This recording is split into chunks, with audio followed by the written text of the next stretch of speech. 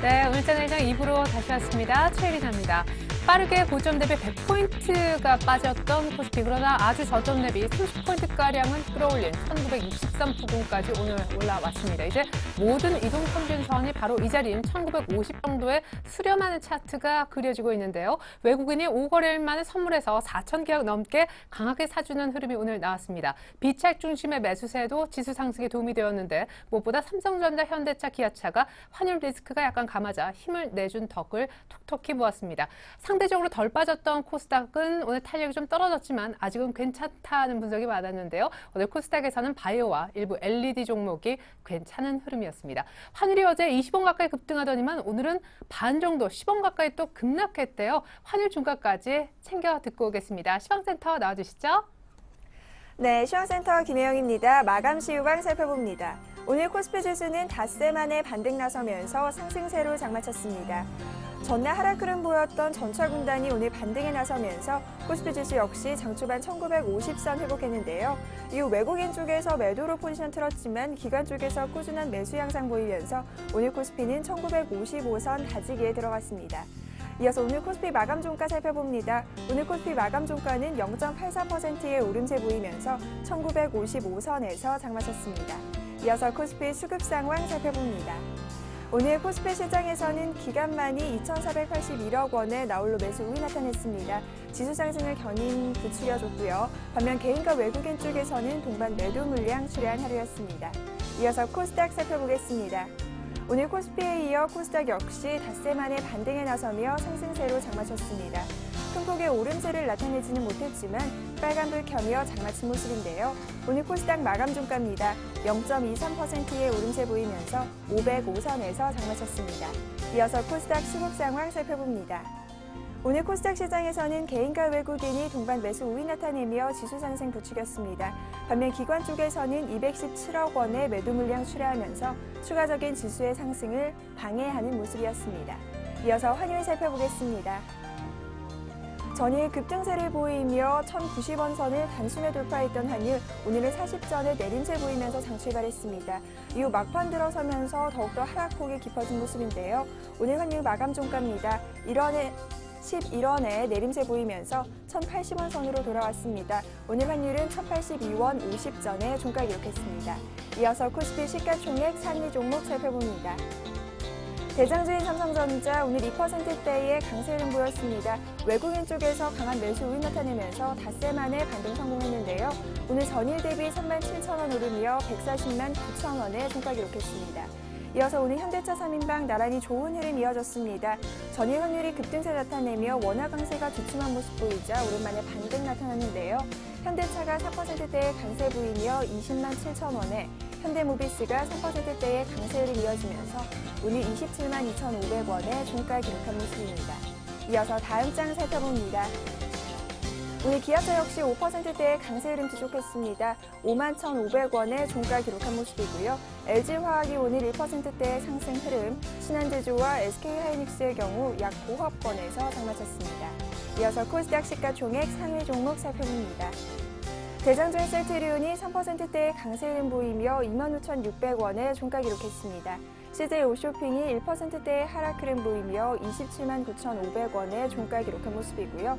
서울반도체가 2%대의 상승 흐름, 다음은 강보합권에서 장마쳤습니다. 이어서 다음 장 살펴봅니다.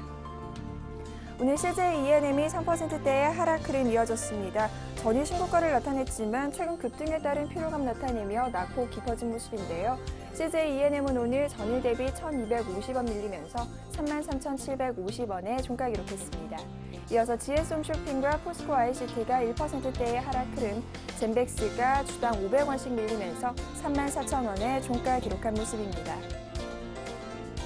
이어서 오늘의 특징업종 및 테마 종목 살펴보겠습니다. 현대차와 기아차를 비롯해 자동차 관련 주가가 오늘 반등에 나서며 강세 흐름 나타냈습니다. 현대차가 4%대의 강세 보이며 20만 6,500원에, 기아차가 5%대의 강세 흐름 보이며 5만 1,500원에 종가 기록한 모습이고요. 이어서 현대모비스와 만도가 3%대의 상승 흐름, 현대위아가 2%대의 오름세 보이면서 14만 5천 원의 종가 기록한 모습입니다. 삼성전자가 미국 의료기기 업체를 인수했다는 소식에 오늘 헬스케어주 주가가 상승 흐름 두드러졌습니다. 인피니트 헬스케어가 2%대의 강세 보이며 9,430원에, 인성정보가 3%대의 오름세 보이며 2,710원의 종가 기록한 모습입니다. 이어서 휴비치와 녹십자 역시 1%대의 오름세가 이어졌습니다. 중국 춘절을 앞두고 기대감이 모아지면서 오늘 화장품주 주가가 강세 흐름 보였습니다. 코리아나가 5%대의 강세 보이며 2,000원의 종가 기록했습니다.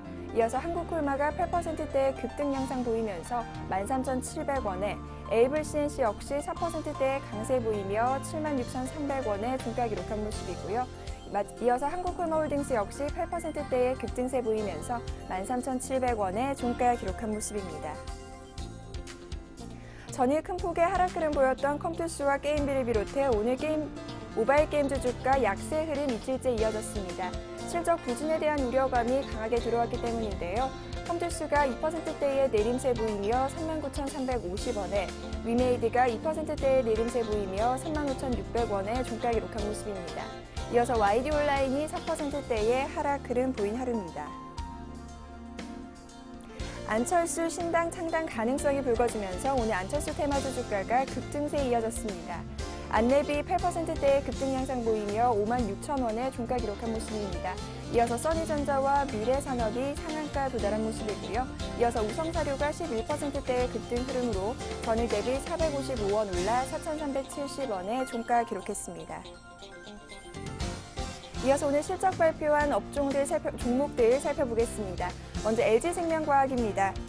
LG생명과학은 오늘 지난해 4분기 호실적 발표하면서 나흘째 상승세 이어가는가 싶었지만 막판 들어서면서 차익 실현 매물 나오면서 약세 흐름이 이어졌습니다. 오늘 LG생명과학은 0.88%의 내림세 보이면서 주당 500원 내려 56,300원의 종가 기록했습니다. 이어서 삼성 SDI 살펴보겠습니다. 삼성 SDI는 4분기 어닝 쇼크를 기록했지만 오늘 상승폭을 축소하기는 했지만 약세가 아닌 강보합권에서 장마쳤습니다. 오늘 삼성 SDI는 0.35%의 오름세 보이면서 주당 500원 올라 14만 1,500원의 종가 기록했습니다. 지금까지 시황센터 김혜영이었습니다.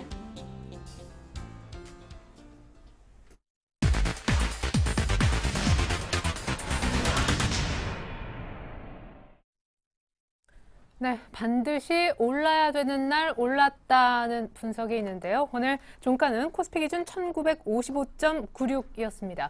여의도로 가볼까요? 대신증권의 최진 책임연구위원 불러보겠습니다. 안녕하세요. 예, 안녕하십니까. 네, 5천억 팔던 외국인이 500억밖에 안 파니까 일단 올라가긴 하네요. 예, 말씀하신 바대로 일단은 외국인의 매도세가 잠시 진정된 틈을 타서 국내 증시가 좀 반등되는 모습을 좀 보여줬는데요. 국내 증시에 관련해서 오늘 좀 살펴보면은 일단은 해외 증시가 엇갈린 경제 지표로 혼조세를 보인 가운데 국내 증시는 닷새 만에 좀 반등에 성공하는 모습이었습니다. 전일 원달러 환율의 급등 이후에 환율이 좀 다소 금일 들어 안정세를 나타내고 있다는 점, 그리고 엔달러 환율 역시 90엔대 돌파 이후에 숨고르기를 나타나고 있다는 점이 국내 투자 심리에 긍정적으로 작용한 점으로 볼 수 있을 것 같고요. 한편 외국인들은 나흘 연속 순매도 행진을 이어갔으나 매도 강도가 좀 약화되면서 국내 기관을 중심으로 한 저가 매수세로 국내 증시가 반등을 하는데 성공할 수가 있었습니다. 최근 해외 증시와 국내 증시의 디커플링이 이어지고 있는 주 요인은 역시 외국인들의 수급과 함께 더불어 환율 이슈가 될 것으로 판단되고 있는데요. 먼저 수급과 관련해서는 뱅가드 관련 매도세는 어차피 7월 초까지 피해갈 수 없는 현실이라면 현재 나타나고 있는 외국인들의 환차익 등 차익 실현과 관련된 매도세는 국내 환율의 변동성이 둔화되면서 차츰 완화될 수 있을 것으로 판단되고 있습니다. 일단 금일 시장에서 보듯이 엔달러 환율 같은 경우 추가 약세를 이끌 수 있는 모멘텀은 그리 단기적으로는 크지 않을 것으로 보고 있는데요. 먼저 일본 중앙은행의 양적 완화 정책 발표 이후 4월에 있을 신총재 내정까지는 특별한 모멘텀이 현재 부족한 상황이고요. 여기에 2월 달에 열릴 G20 회의에서도 환율 문제가 이슈화될 전망이어서 일본 정부가 여기서 더 이상 강한 엔화의 추가 약세를 이끌 정책을 언급하기보다는 관망세가 이어질 것으로 판단되고 있습니다. 이와 관련돼서 일단 환율과 관련돼서 좀 주목해서 보셔야 될 것 같은 경우에서는 금일 4시 있을 금통위 의사록에서 최근 국내 기준금리 인하 분위기를 느낄 수 있을 것인가와 월말 국내 수출입 증가율과 관련된 지표를 살펴보는 것이 중요할 것으로 판단되고 있고요. 일단은 단기적으로 환율 관련된 이슈가 다소나마 좀 진정이 된다면 금일 국내 증시에서 보여주었었던 것과 마찬가지로 엔화 환율과 관련된 약세를 나타냈었던 업종들에 대해서 반등 분위기는 좀 더 이어질 수 있을 것 같습니다. 다만 환율과 관련된 이슈가 아무래도 7월까지 올 한 해 보더라도 이슈는 차츰 가라앉을 것으로 보여지고 있고요. 환율 이슈가 가라앉게 된다면 아무래도 기업 실적 등 펀더멘털에 좀 더 관심을 가져야 할 것으로 판단되고 있습니다. 그래요. 일단 오늘로만 보면은 수급이라든가 환율, 요 이중고는 조금 풀렸다 하는 생각은 드는데 한창 실적 발표는 지금 개별 기업마다 이어지고 있는 상황입니다. 내일도 모레도 이제 많이 대기하고 있는데 실적 시즌에 특별히 이렇게 좀 투자하면 도움이 된다라는 팁 한번 주시죠. 일단 지난달쯤에 한번 방송에서 말씀드린 것 같은데요. 일단 실적 안정성이 높은 종목들은 여전히 아무래도 봤을 때 음식료 관련주라든지 IT 기업 업종들 그리고 아무래도 음식료와 IT 관련 실적 업종들이 좀 안정성이 좀 나타난 것으로 보여주고 있는데요. 현재 1분기 실적, 이런 관련 업종들의 실적과 함께 더불어서 1분기 실적 전망에 대한 것도 함께 체크해 보시는 게 좀 나을 것으로 판단되고 있습니다.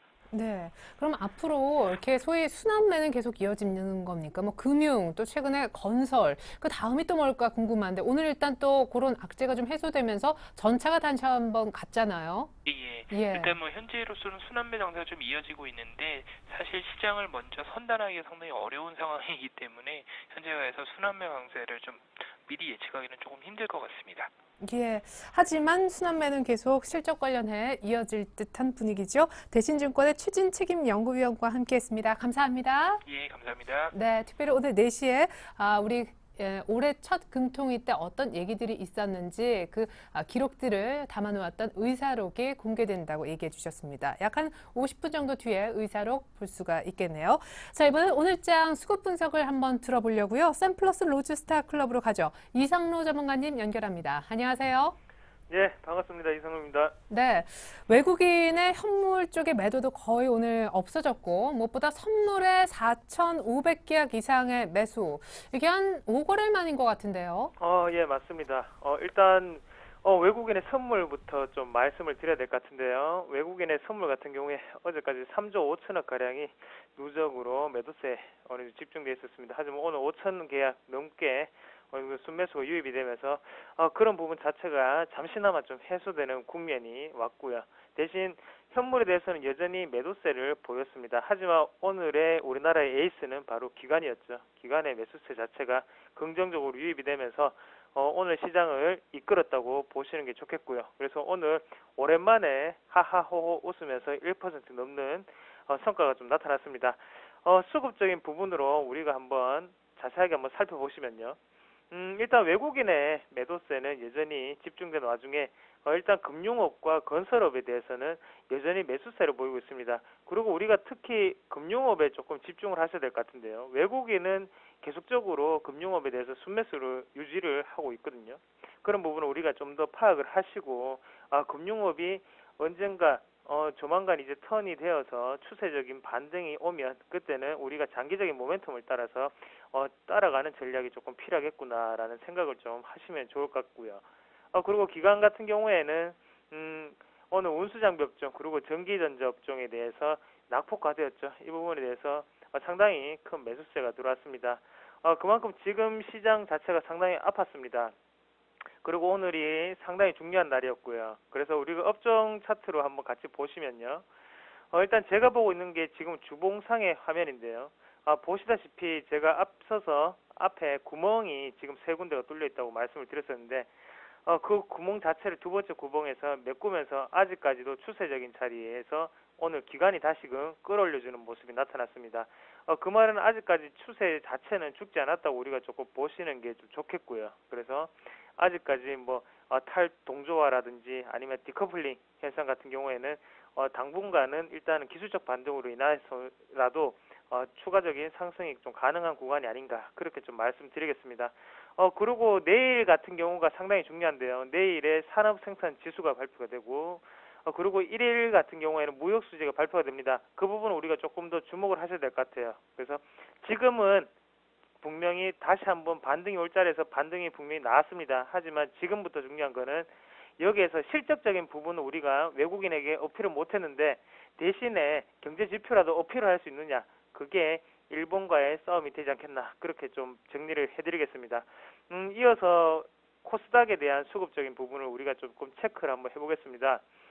코스닥 같은 경우에 한번 같이 보시면 외국인의 집중적인 매수세가 유입이 됐고요. 그만큼 IT 부품에 대해서 낙폭과대의 어느 정도 전념적인 모습이었다, 그렇게 정리를 해드릴 수 있겠고, 기관 같은 경우에는 운송장비 부품에 대해서 매수세를 보이는 그런 하루였습니다. 일단 코스피의 업종별로도 한번 보셨다시피 전기전 업종 그리고 운수장비 업종이 오늘 시장을 이끄는 모습이 나타났고, 코스닥 같은 경우에는 운송장비라든지 아니면 출판, 화학 분야에 대해서 큰 매수세 그리고 큰 급등이 나타나는 모습을 보실 수가 있을 겁니다. 다만 통신방송 서비스라든지 아니면 방송 서비스 쪽에 요즘 들어 엔화에 대한 약세를 들어서 엔터 관련주들이 상당히 안 좋죠. 그런 부분 자체가 오늘이 반영이 된 모습이 아닌가, 그렇게 정리를 해드리겠습니다.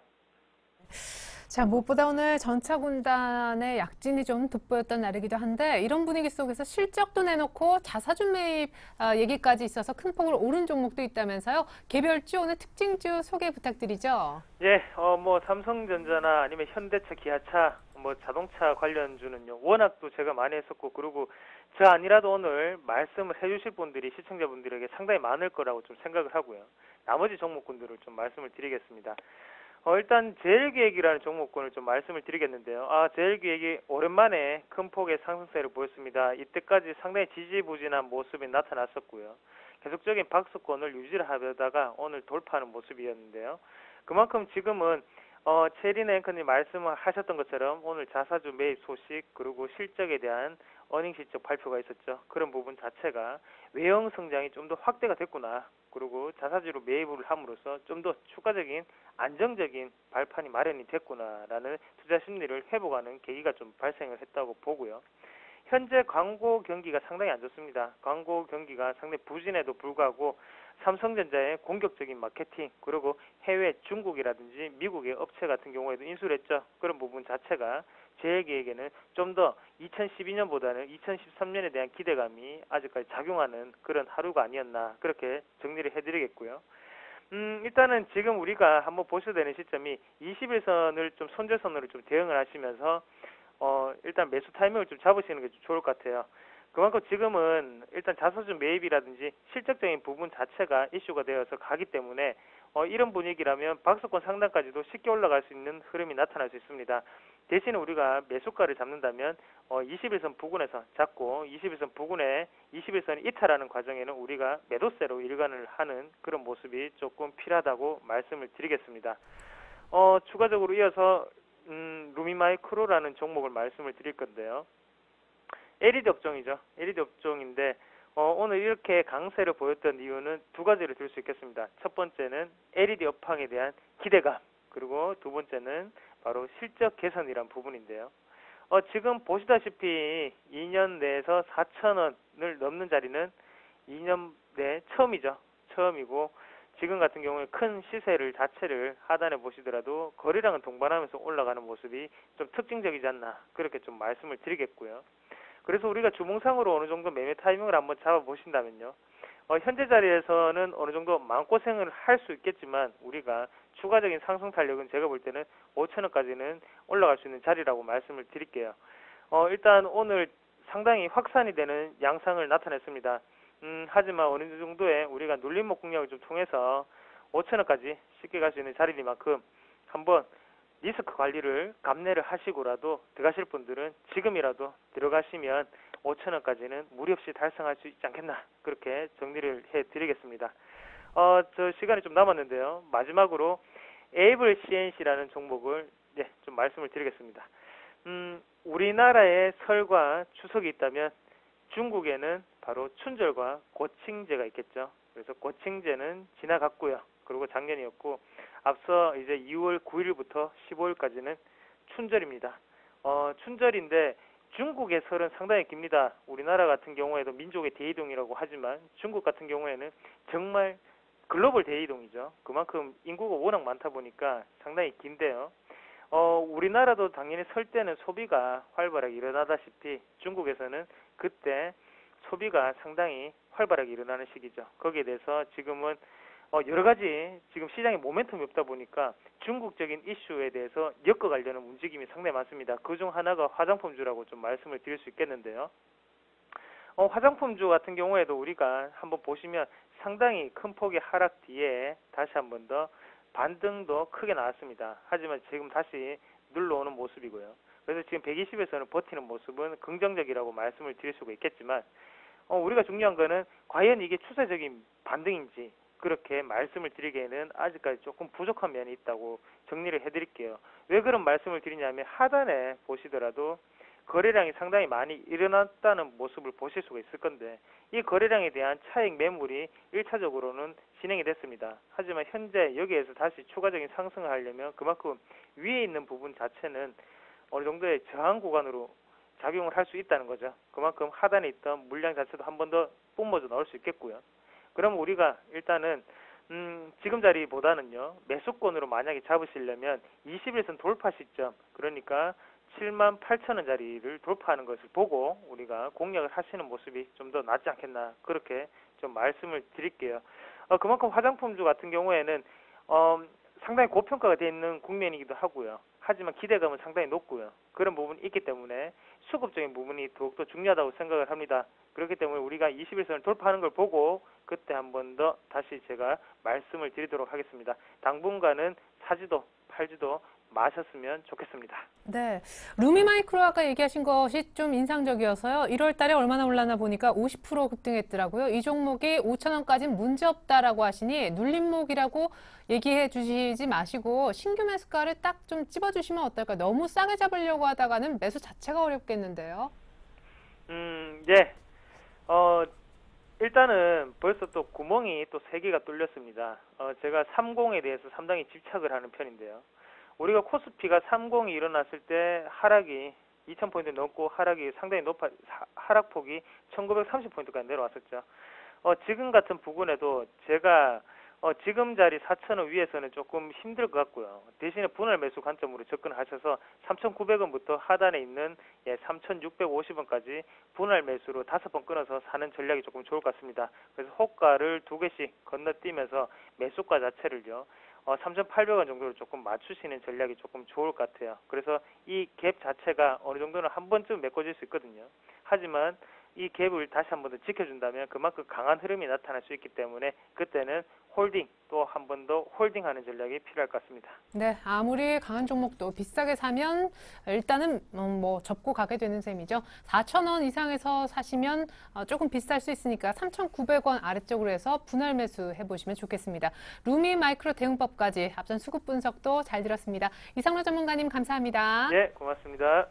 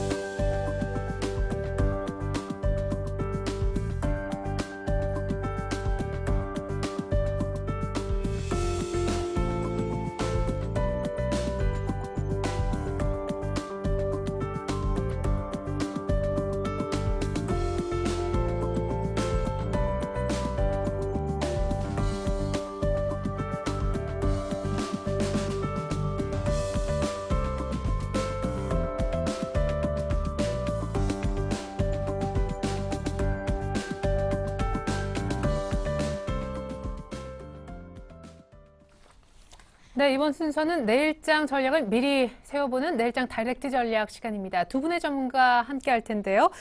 HMC 투자증권 명동지점의 유성만 대리님 오늘 함께 해주시겠고, 무엇보다 오늘부터 이제 함께 주실 분도 소개해드리겠습니다. 한국투자증권의 하태준 차장님 함께 먼저 만나보시죠. 안녕하세요. 안녕하십니까. 네, 두 분 모두 반갑습니다. 자, 내일장에 관한 전략들 저희가 미리 답을 들어봤는데 화면 먼저 보시겠습니다.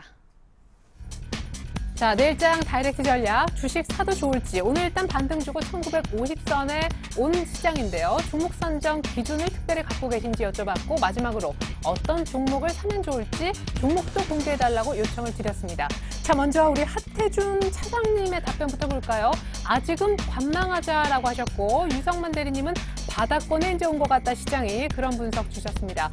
자, 하태준 우리 차장님께서는 눈높이를 낮춘 보수적인 트레이딩이 필요하다라고 나름대로 종목을 고르는 기준을 주셨고, 유성만 대리님은 신정부 정책의 수혜주를 보면 좋겠는데 그중에서 은행 쪽을 꼽아주셨네요. 오늘 KB금융을 탑픽으로 들고 오셨고요.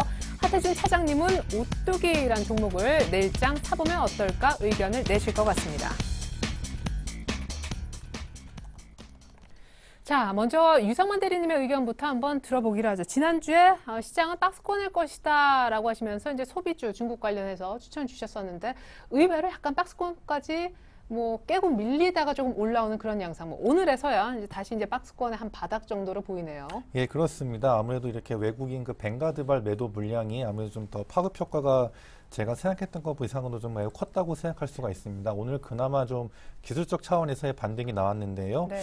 그럼에도 불구하고 좀 여전히 외국인 매도 물량이 이렇게 어느 정도 또 잔존해 있고, 특히나 이렇게 엔저 현상이 지속되면서 환율 하락세가 지속되는데, 그것에 따라서 시가총액 상위인 삼성전자와 같은 IT주, 그리고 현대차, 기아차와 같은 자동차주가 이렇게 하락하면서 전체 지수를 좀 크게 하락시켰다고 이렇게 생각할 수 있습니다. 또한 이렇게 단기적으로 북한의 미사일 발사와 같은 또 다시 또 지정 확정 리스크까지 예. 엎친 데 덧치격으로 이렇게 겹치다 보니까 아무래도 전체 지수는 하락한 것 같은데, 네. 하지만 이렇게 비록 시가총액 상위주가 이렇게 하락하는 바람에 전체 지수는 하락했더라도 최근에 보면 건설이나 금융 그리고 화학주와 같은 종목들은 오히려 전체 지수와는 달리 좀 의외로 상승 폭을 나타내는 걸 볼 수 있습니다. 네.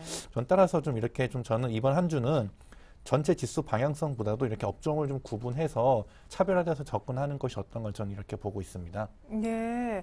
바닥권에 진입해서 이제 시장이 좀 올라가면 일제히 좀 갈만도 한데, 그래도 좀 잘 골라야 된다고 생각하시는 그런 이유는 어떤 부분 때문일까요? 예, 일단 아무래도 현재 시가총액 상위인 그 삼성전자 및 자동차주들은 아무래도 이렇게 그 코스피 200 지수를 움직이는 데 있어서 키 포인트라고 할 수가 있습니다. 따라서 현재 지금 개인은 이런 선물을 매수하고 있고, 외국인들은 그에 반대로 매도 쪽으로 택하고 있는데, 아무래도 그런 좀 싸움 때문에 아무래도 좀 일반적인 그 주식의 가치와는 다르게 좀 코스피 200 지수나 선물에 따른 방향성 때문에 좀 움직이는 측면이 크다고 할 수 있습니다. 전 좀 따라서 좀 그런 거하고는 좀 다소 조금 거리가 있는 종목들, 좀 건설이나 아까 말씀드린 금융, 좀 네. 이런 쪽으로 좀 접근하는 것이 어쩐가 저는 이렇게 생각되고 있습니다. 아니, 그러면은 일단 뭐 파생 쪽에 의해서 참 지수가 참 좋게 이렇게 보여지는 그런 장세가 나타날 수 있으니 오히려 신정부의 수혜가 있는 쪽을 보자. 이제 그 얘기는 잠시 후에 들어볼 거고, 그러면 지수는 이제 오늘로써 오르는 겁니까? 외국인들은 이제 덜 파는 거 확실하고. 물론 제가 그 바닥권에 진입했다고 했는데, 예. 아직까지도 여전히 좀 외국인 물량이 남아 있기 때문에 그렇죠. 좀 예. 제가 보기엔 또 설령 오늘 기술적 반등을 했더라도 뭐 내일이나 이번 주 내내 좀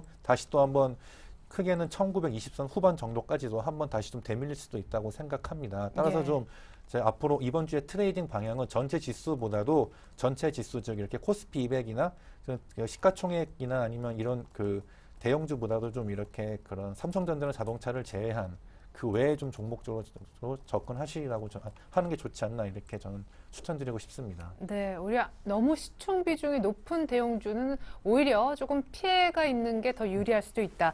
자, 우리 하태준 차장님께서 이제 처음으로 입을 여실 텐데 궁금합니다. 처음으로 뵀는데 아직은 관망할 때다. 외국인이 또 다시 팔 수도 있어서인지, 뭐 환율 걱정도 여전히 하시는 건지. 네.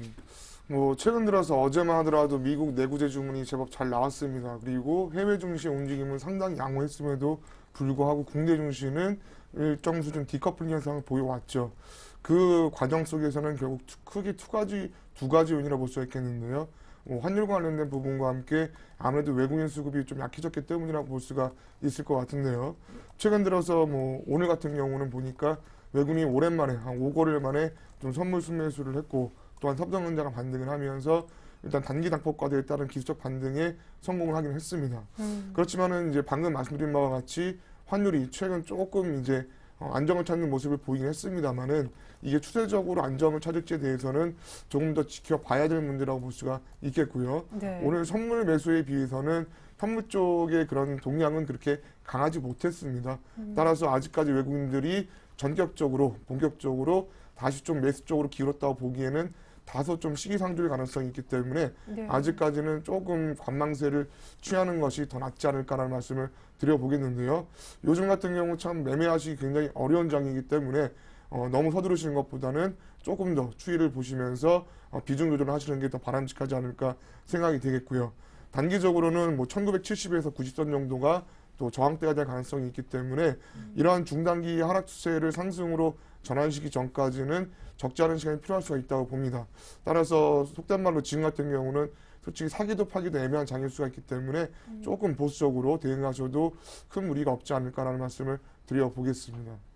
다만 오늘 같은 경우 낙폭과대 민감 업종들 일부 위주로 강세 모습이 나타났기 때문에 단기적인 트레이딩 국내에서는 조금 유의할 수 있다라고 보겠습니다만은 이러한 업종들 역시 추가적으로 계속 상승할지에 대해서는 좀 제한적인 가능성이 있기 때문에 그런 점들도 좀 염두에 두시는 전략이 필요하지 않을까 싶습니다. 여기서 만약에 조금 더 올라오게 되면 기관도 확실히 덜 살까요? 저는 그럴 가능성이 많다고 봅니다. 기관들의 입장에서는 과거에 비해서 이렇게 총알이 넉넉한 편은 못 됩니다. 따라서 가급적이면 지수가 지금보다 좀 더 밀리거나 흔들렸을 때마다 밑에 하단 부분에서 매수세를 좀 더 강화할 가능성은 있겠지만은 지수가 올라간다고 해서 추가적으로 계속 좀 무리하면서까지 매수를 강화할 그런 필요성이나 이유가 별로 없기 때문이라고 보는 거죠. 예. 말씀드렸지만은 환율 문제가 계속적으로 당분간은 지속될 가능성이 높기 때문에 또 그러다 보면은 결국 자연스럽게 펀더멘탈 부분이 있어서 추가적인 개선 가능성보다는 부진 가능성이 커질 수밖에 없기 때문에 그런 점들을 간과할 수는 아마 없다고 봅니다. 예. 참 쉽지 않아요. 의외로 또 막 외국인이 덜 팔면서 선물만 막 사면서 이렇게 낙폭과대 전차가 다시 올라오고 하니까 요것도 또 얼마 못 갈 거라고 하니까 이걸 이제 어떻게 매매를 해야 되나 고민도 많이 되실 텐데 그러니까 이제 소위 트렌드가 없는 거죠. 예, 하락하다가 하락은 조금 멈춘 듯 하지만 그렇다고 완전한 상승도 아니고 전차 군단도 오늘 내일 조금 더 오를 수 있지만 또 추세적 상승도 아니고 자 그러면 어떻게 해야 될지 두 분은 어떤 나름의 기준을 갖고 계신지 유성만 대리님부터 얘기를 듣도록 하겠습니다. 신정부 정책 수혜주. 예, 저 아무래도 이번에 최근에 그 이제 박근혜 정부가 이렇게 새로 들어서면서 이제 인수위에서 일단 이렇게 좀 여러 가지 정책을 제시했습니다. 일단 네. 그 중에서 일단 정부의 가계부채 조정에 대한 노력, 전 이거에 좀 초점을 맞췄으면 좋겠습니다. 일단 그동안 은행주가 리먼 사태 이후로 많이 좀 할인이 되어 있었습니다. 네. 따라서 그동안 많이 눌려 있었는데요.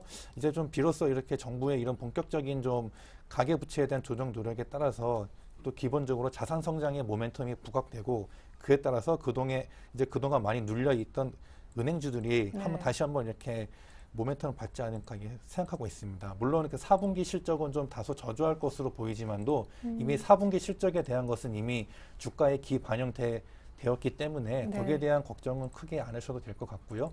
전 그래서 일단 오늘 은행주를 좀 꼽아봤습니다. 그래서 일단 은행주 보시면 일단 신한지주 같은 경우 보시면은 일단 신한지주 같은 경우에는 탄탄한 포트폴리오를 가지고 있습니다. 은행, 증권, 보험사 매우 착실한 포트폴리오를 가지고 있고 무엇보다 일단 작년 4분기 실적도 은행주 중에서는 가장 양호할 것으로 이렇게 보입니다. 예, 그리고 또 그 다음에 하나금융지주 보시면요. 네, 어제 주식 교환. 예, 일단 하나금융지주 같은 경우는 그동안 외환은행 인수합병과 돼서 많이 속썩였는데 이제 그거에 대한 것도 다 마무리 단계까지 이제 그렇죠. 주식 교환까지 했기 때문에 네. 거의 뭐 이제 마무리 단계에 접어들었다고 네. 보니까 거기에 대한 이슈 또한 이렇게 이미 다 제거가 됐고 또 이제 또 하나 우리금융인데요. 우리금융은 현재 죄송합니다. 민영화 관련된 이슈가 있습니다. 네. 근데 이제 민영화 또한 이제 뭐 이제 은행 부분과 이런 증권사 부분을 따로 나눠서 이렇게 매각한다던가 좀 네, 뭐 그런 종금사 인수 얘기도 있고. 예, 또 때로는 그리고 뭐 금호종금 인수 이슈도 있고요. 물론 네. 좀 약간 이런 이벤트가 있지만도 여전히 좀 기본적인 펀더멘탈은 양호합니다. 예, 예. 그리고 또 저는 좀 오늘은 그 KB금융을 가장 토픽으로 추천했는데요. 일단 KB금융은 이따가 제가 종목 추천 시간 때 말씀드리도록 하겠습니다. 네, 신정부 정책 수혜주라고 하시면서 이제 은행주를 중심으로 두고 보시는 것 같은데 간단하게 추가 질문 드리고 싶은 부분은 건설주는 어떤지요? 역시 이제 신정부 정책 수혜주라고도 볼 수 있는 덩치가 작지 않은 카테고리이면서 이제 실적도 슬슬 받쳐준단 말이죠. 예, 그렇습니다. 일단 또 제가 아까 그 시황대 말씀드릴 때 건설주랑 금융주라고 말씀드렸는데 역시 건설주 또한 보면은 최근에 다시 모멘텀 받고 있습니다. 아무래도 좀 정부에서 이런 부동산 규제에 대한 좀 완화 움직임도 이렇게 보이고 있고요. 네. 또 무엇보다 건설주 자체가 작년에 원체 수주가 많이 취소되는 바람에 고생을 했는데 작년 2012년 때 이렇게 취소됐던 수주 물량이 올해 대폭으로 이렇게 더 발주가 될 가능성이 많습니다. 네. 에 따라서 이렇게 정부 내에서도 부동산 규제를 완화하고 그럼 이제 내수 쪽에서도 좋고 또 해외에서도 그동안 많이 지연됐던 수주가 이렇게 동시에 터질 경우 내수와 해외 수주 분야에서 동시에 되면은 아무래도 건설주 또한 많이 이렇게 탄력을 받을 것 같은데요. 저는 일단 건설주 중에서는 전 현대건설 일단 긍정적 번호 있고요. 현대건설 및 현대산업개발. 네, 이번에 예. 아주 뭐 실적에서 보여줬었죠. 예, 또한 예. 그리고 그동안 많이 눌려 있었던 대림산업이나 그리고 오늘 또 폭등했던 삼성물산. 네, 예, 뭐 건설 쪽도 뭐 좋게 보시는군요. 예, 그래서 저도 오늘 건설 쪽을 추천할까 아니면 은행 쪽을 할까 고민했었는데 아무래도 예. 조금 건설 쪽이 좀 단기적으로 요 최근에 올라서. 많이 올랐기 때문에 좀 이번 주는 은행 쪽이 좀 더 상승 모멘텀이 있지 않나 저는 은행 쪽을 들고 왔습니다만 역시나 건설주 또한 좀 요 한 1월 말이나 2월 중순 정도까지는 가장 네. 탑픽 업종이라고 생각하고 있습니다. 네, 알겠습니다. 이따가 또 은행주 가운데 탑픽주 얘기를 더 구체적으로 듣기로 하고요. 하태준 차장님의 종목 선정 기준은 제가 보니까 메모에 눈높이를 낮춘 보수적 트레이딩. 이게 말로는 대충 감이 잡히는데 샀다가 빨리 팔라는 얘기인지 뭐 종목 수 자체를 줄이라는 얘기인지 어떻게 하면 보수적으로 트레이딩. 앞서서 일부에서 전문가는 대형주의 경우에는 한 5% 정도 수익 보면 바로 팔자라는 식으로 얘기를 하시던데 그런 의미입니까? 네, 일단 뭐 단기적으로 낙폭과된 경기 민감주들 중심으로 단기 트레이딩이 어느 정도는 나올 가능성은 있다고 봅니다.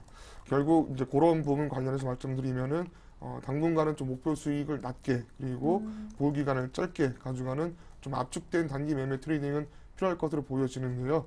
그 외적으로 봤을 때 스윙이라든지 중기 이상급으로 투자하시는 분들 같은 경우는 일단 뭐 당분간은 계속적으로 어닝과 펀더멘털 관련해서 크게 좀 기대할 만한 업종들이 솔직히 별로 많지가 않습니다. 따라서 전반적으로는 좀 눈높이를 낮춘 전략을 말씀드리는 이유가 그래서 그런 거고요. 네. 최근 들어서 실적 발표 기업들이 하나둘씩 나오고 있는데 실적이 전년 동기라든지 지난 분기 대비해서 좋게 나와도 시장에서 예상했던 것보다 덜 나오는 경우에는 시장 아무리 우량주일지라도 여전히 주가가 급락을 하면서 네. 박살나는 케이스가 많이 있습니다. 뭐 대상. 네, 예. 그래서 가급적이면은 보수적인 관점에서 말씀드린다면은 실적을 발표 안 한 기업보다는 실적 발표한 이후에 주가의 좀 변동성이 확대가 되면서 좀 안정을 찾는 기업들 위주로 하는 것이 좀 더 나을 수가 있겠다는 말씀을 드리면서요.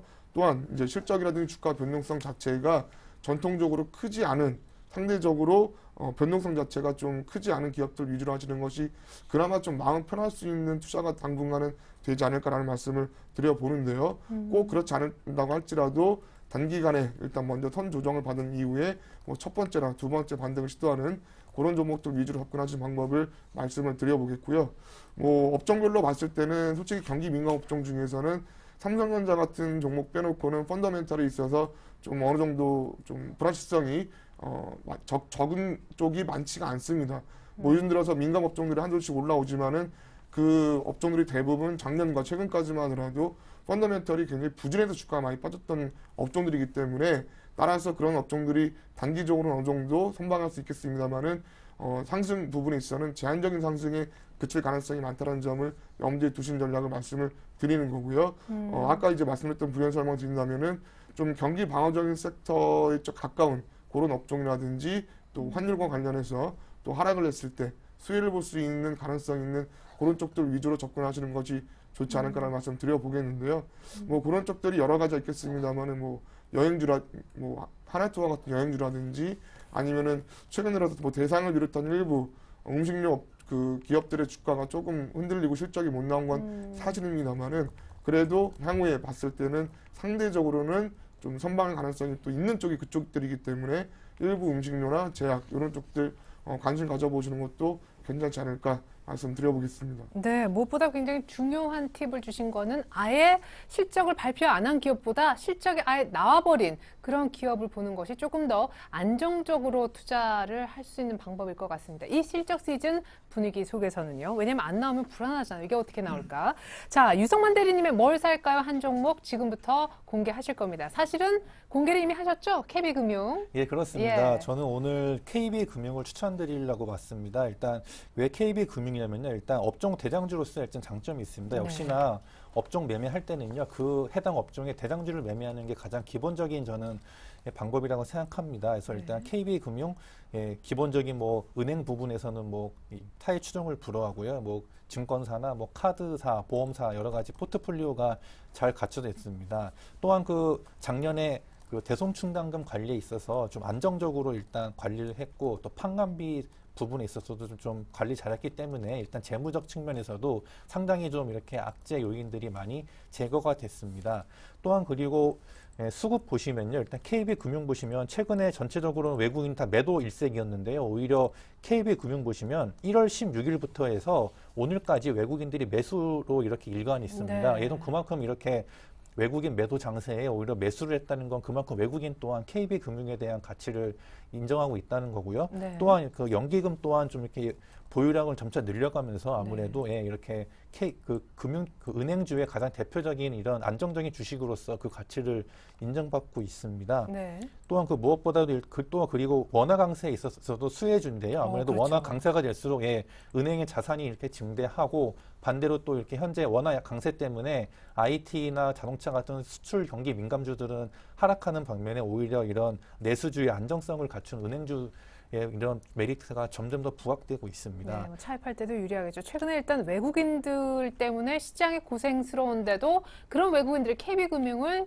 1월 중순 이후 줄곧 샀다라는 말씀이셨는데 오늘은 약간 조정을 받으면서 5일선 정도에서 마무리가 됐네요. 어느 정도에 들어갈까요? 예, 그래서 오늘은 좀 잠깐 그 기간의 대규모 매도세 때문에 좀 조정을 받았는데요. 예. 일단 저는 그 KB금융 일단 오늘 종가보다 좀 나는 39,500원으로 일단 잡았습니다. 내일 정도 좀 제가 보기엔 전체적인 지수에 좀 하락폭이 있을 것 같은데 그걸 좀 감안했을 때는 39,500원에 매수해서 목표가는 41,500원 그리고 손절가는 37,500원으로 잡았습니다. 이게 이제 일주일 코스로 목표가를 잡아주신 것 같은데 사실은 저희 오늘장 내일장 일부에서 어떤 분이 이제 KB금융 얘기하시면서 45,000원을 불러주셨거든요. 그 정도까지도 중장기로 본다면 가능합니까? 충분합니다. 예, 일단 한번 그래프 보시면요. 여기 정고점이 42,000원인데요. 이렇게 이미 상승 추세에 들어갔기 때문에 한 쭉 뭐 언제라고는 제가 그 기간까지 말씀 못 드리겠지만 42,000원 정도 가서 일단 한번 좀 조정 받아주고 그걸 돌파하면은 44,000원, 45,000원 가는 거는 충분히 저는 가능성이 있는 거죠. 생각하고 있습니다. 예, 42,000원 돌파 시 45,000원까지도 가능한 KB금융은 오늘보다 약간 더 조정받은 가격에 한번 사보자라는 의견 주셨습니다. 자, 하태준 차장님의 첫 종목이 될 것 같은데 어떤 종목으로 얘기를 하실까요? 네, 일단 저는 오뚜기를 갖고 왔는데요. 오뚜기를 갖고 온 이유는 일단 뭐 회사 내용도 괜찮습니다만은 요즘 참 투자하시기 힘든 시장 환경 속에서 하시다 보면 스트레스 되게 많이 받으실 거고 또 굉장히 또 고민하시는 분들이 많으실 겁니다. 그렇지만은 이제 이 오뚜기처럼 지금 장사가 힘들다고 하더라도 결국 지나가기 마련이기 때문에 좀 가급적인 희망을 내시고 또 절망하지 마시고 오뚜기 장님처럼 잘 투자를 하시기를 바라는 마음에서 좀 갖고 와봤고요. 예. 네. 앞서서 우리 또 그러면 유성만 대리님은 KB금융의 정신으로. 맞습니다. 예. 자, 오뚜기. 네. 일단 오뚜기 하면 다들 모르시는 분이 없으실 겁니다. 42년간의 전통을 자랑하는 지속적인 변화를 추구하는 종합식품업체다라는 말씀을 드려보겠는데요. 네. 최근 들어서 주위에 보시면 혼자 사시거나 둘이 사는 가구가 많습니다. 네. 네, 일종의 뭐 1인 가구 트렌드라고 예. 하죠. 그런 부분과 관련해서 또 수위를 볼 수밖에 없는 업체라 볼 수 있는데 국내 레토르트 식품 최강자입니다. 레토르트 식품이라는 것은 흔히 말하는 뭐 즉석식품, 뭐 3분 짜장, 카레 이런 식품들을 얘기를 하는데요.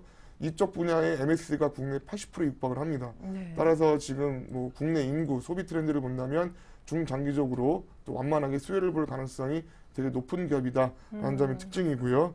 또한 그 외에도 뭐 마요네즈라든지 케찹, 뭐 참기름 이런 소스 종류와 관련해서도 MS가 30%에서 50%대를 자랑하는 독과점에 가까운 기업이기 때문에 다른 기업들에 비해서 가격 인상 내지는 지배력이 좀 굉장히 높은 편이라고 볼 수가 있겠습니다. 네. 따라서 원재료 가격이 올라서 비용이 올라서 좀 부담스러울지라도 항상 꾸준하게 일정 수준의 마진율을 자랑해온 기업이라 볼 수가 있겠는데요. 네. 최근 들어서 대상 같은 경우는 실적 악화의 원인 중에 하나가 작년 7월달, 8월달에 그 주요 원재료라 볼 수 있는 옥수수 가격이 굉장히 급등을 하는 바람에 4분기 실적에 그게 좀 많이 반영이 됐습니다. 네. 근데 이 오뚜기 같은 경우는 주요 원재료가 대두유인데요. 마찬가지로 그때 좀 많이 오르긴 했습니다만은 이미 2011년 그리고 2012년 2년간 동안에 국제 이 옥수수 가격을 비롯한 그 농작물 가격이 급등락할 동안에도 꾸준한 수준의 도입 가격을 유지해 왔습니다. 따라서 마진 자체가 일정 수준 유지해 왔을 가능성이 높기 때문에 대상과는 좀 다른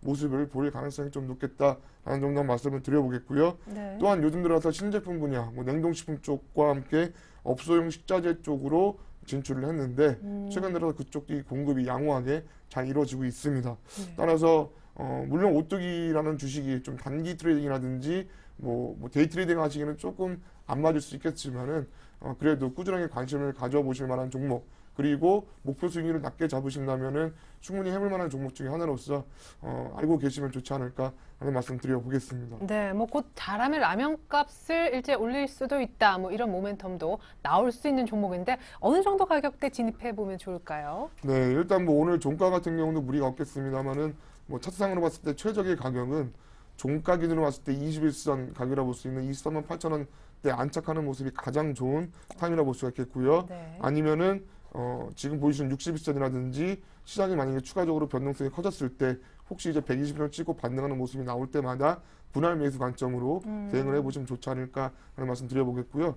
목표가로는 뭐 예전에 더 26만 원대까지 한 적도 있었지만은 가장 가까운 고점이라 볼 수 있는 25만 2천 원 정도를 목표가로 제시해드리겠습니다. 네, 오늘 사실은 약간 빠져서 23만 5,500원인데 아예 21선 안착하는 거 보고 들어가자라는 관점. 아예 그 밑에 이동평균선에서 반등 보이거나요. 일단 오뚜기는 전고점이 목표가였습니다. 자, KB금융 오뚜기 얘기까지 들어봤는데 유성만 대리님의 지난주 종목인 한국콜마 AS 들어가 볼까요? 오늘 사실 장중에 좋았는데. 예, 오늘 한국콜마 좀 그동안 좀 빠져 있었는데요. 하지만 아직 중국 춘절을 앞두고 있기 때문에 다시 또 모멘텀이 있으니까요. 좀 더 들고 계시면은 다시 한번 또 이렇게 좋은 결과 낼 수 있을 거라고 생각하고 있습니다. 네, 한국콜마 기존 목표가는 32,500원이었음을 제가 대신 알려드리겠습니다. 자, 이렇게 해서 지난주 추천주 AS까지 받아봤습니다. 두 분이 얘기하시는 내일장에 관련된 내용만 다시 한번 종합해서 보여드리겠습니다.